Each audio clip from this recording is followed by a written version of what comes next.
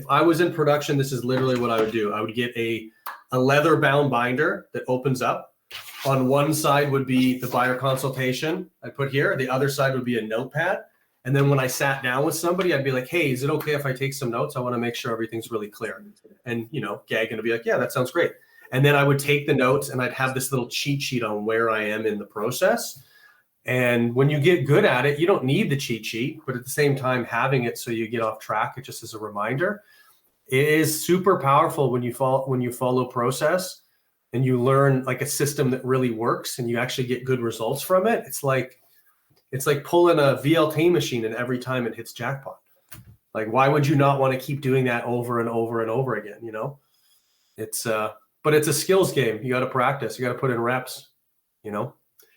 Like Kobe showed up at the game at practices before everybody, and he left after everybody. Did he have to do that? No, he was already one of the best, if not the best.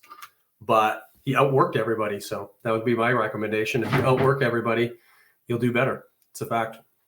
100%. Yep. Awesome. Well, I wish everybody an awesome rest of your day. I'm going to prep my list here and I'm going to pick up the phone. Awesome. Same thing. Take care, Thanks, everybody. guys. Take care.